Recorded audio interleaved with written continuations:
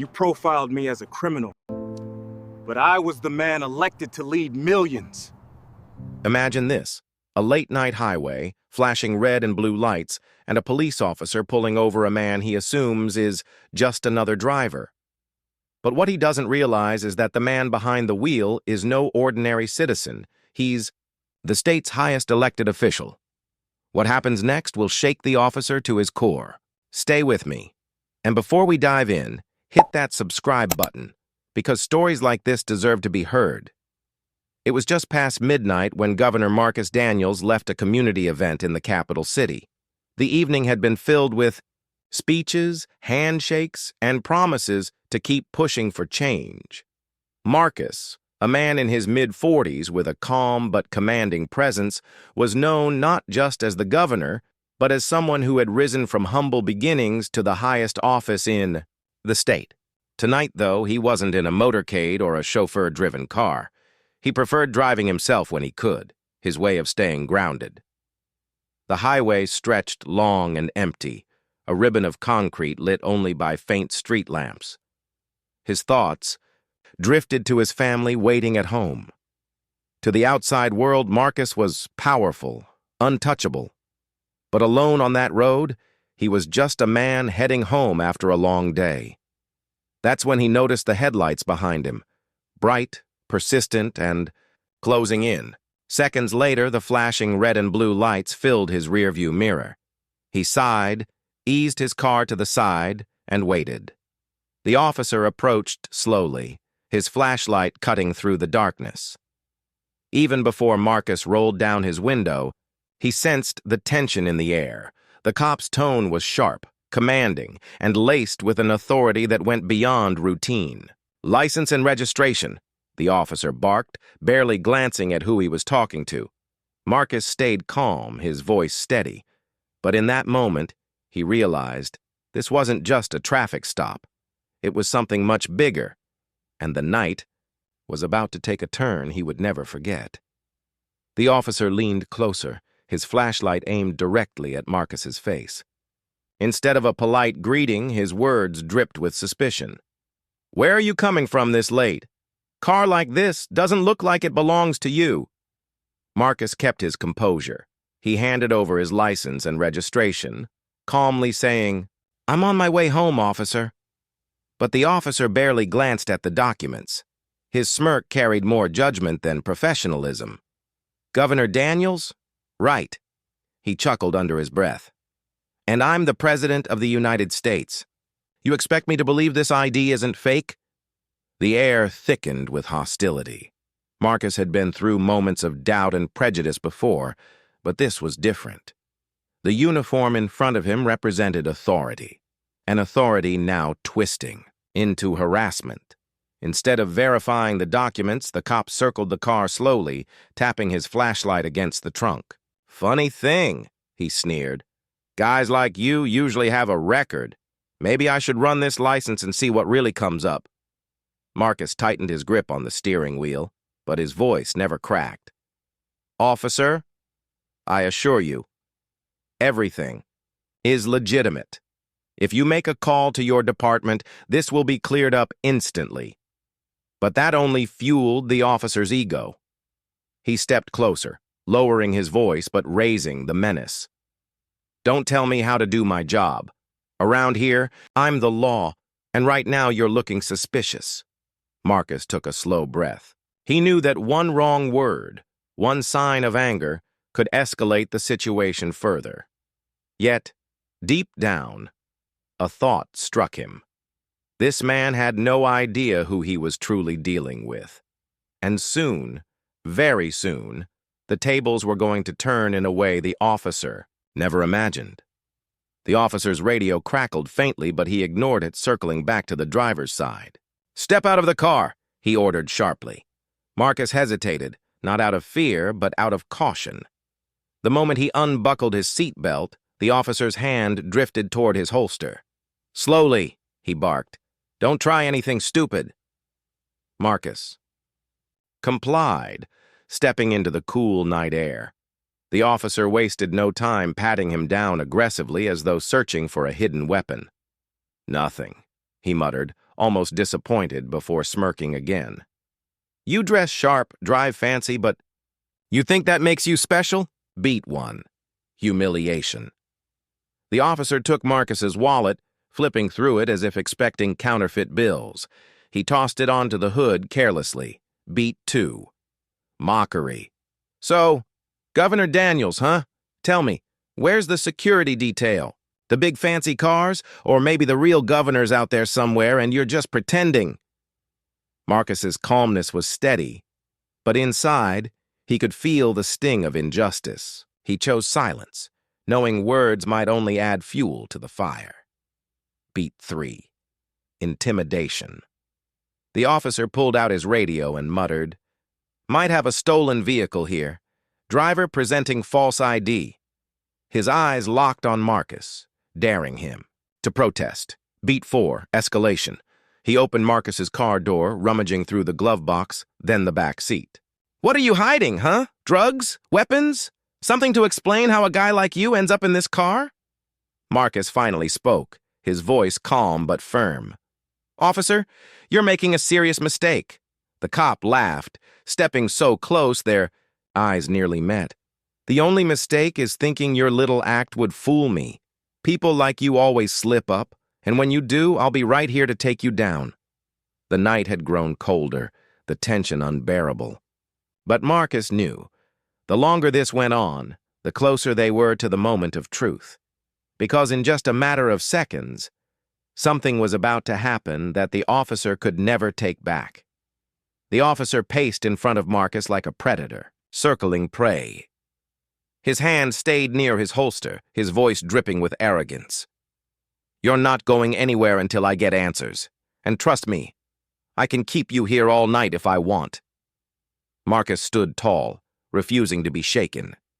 His calm, silence only irritated the officer more. Beat 1.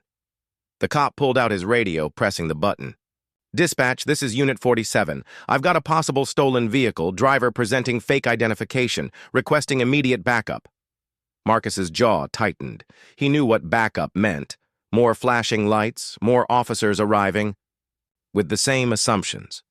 This wasn't just about one man's prejudice anymore. It was about to become a full-blown spectacle. Beat 2. The officer leaned in, whispering with a cruel smile. Let's see how long your little story holds up once my partners get here. They don't play nice with liars. For the first time, Marcus considered ending the charade. He had the power to stop this instantly. But he also knew, every second, he stayed silent. The officer was digging himself deeper into a hole he couldn't escape. Beat 3.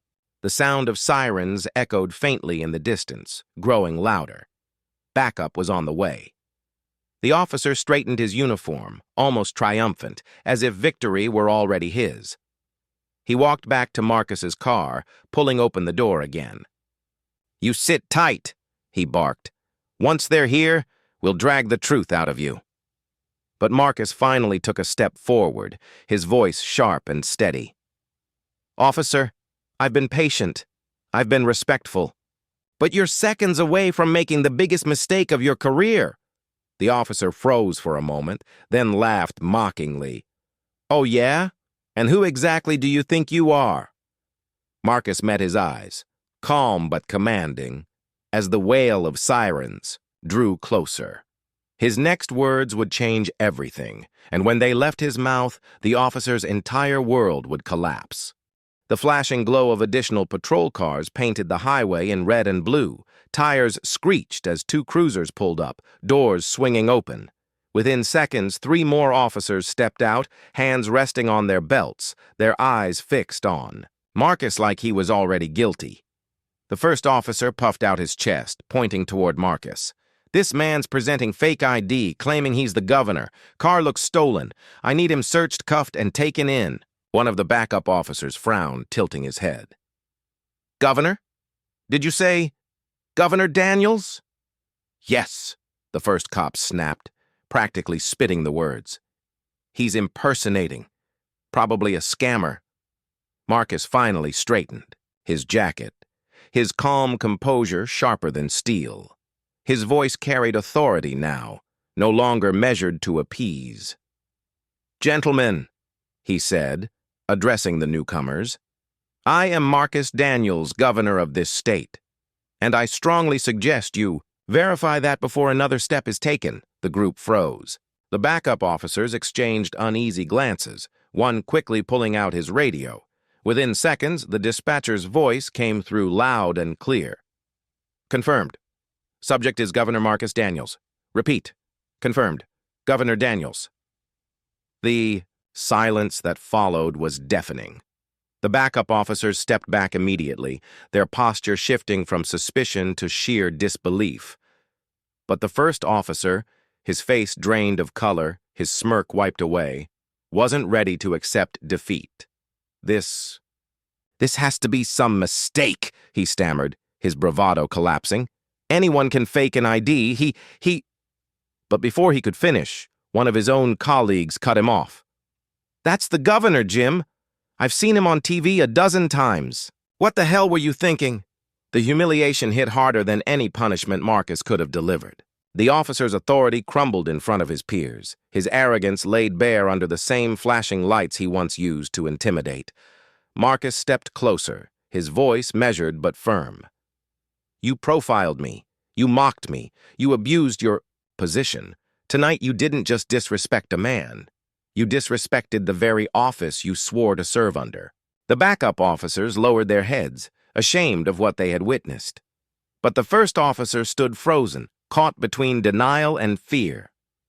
"Here's the difference between us," Marcus continued, his words sharp as a blade. "Even after the way you treated me, I'm not here to ruin your life. But make no mistake, this will be reported, and there will be consequences. Accountability is the foundation of justice." The backup officers escorted Marcus back to his car, apologizing profusely. The highway, once filled with arrogance and tension, now felt charged with an entirely different energy: respect. As Marcus sat back behind the wheel, the first officer remained standing by the roadside, shoulders slumped, eyes locked on the ground. The regret was written all over his face.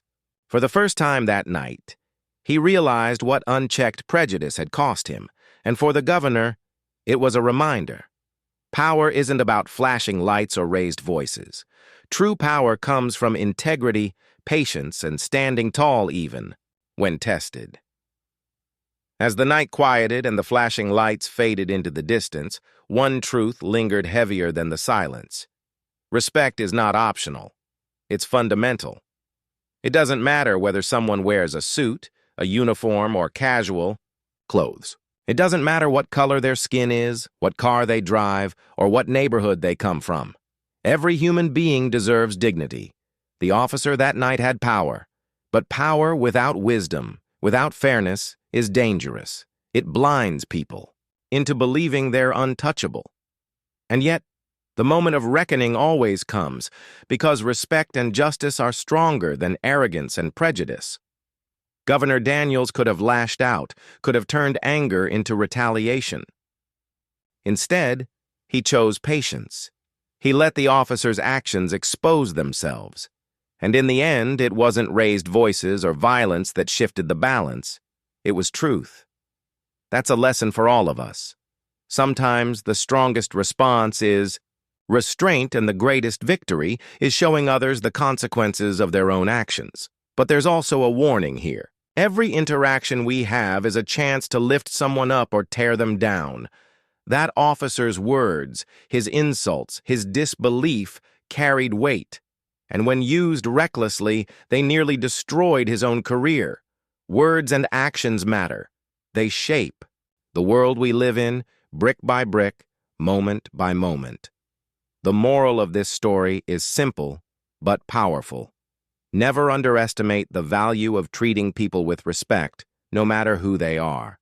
Because you never know when the person in front of you might be carrying a story, a title, or a responsibility far greater than you realize. And even if they aren't, even if they're just another stranger on the road, they still deserve kindness. So let this story be a reminder. Integrity and compassion are stronger than ego and arrogance. And in the end, respect will always command more authority than a badge or a title. If this story moved you, if it made you think twice about the power of respect, then don't let it end here. Share this video so more people can hear it. Toss that like button so YouTube knows stories like this matter. And most importantly, subscribe. Because every week we bring you real lessons wrapped in unforgettable stories. Because sometimes, the best way to change the world is simply to change the way we treat each other.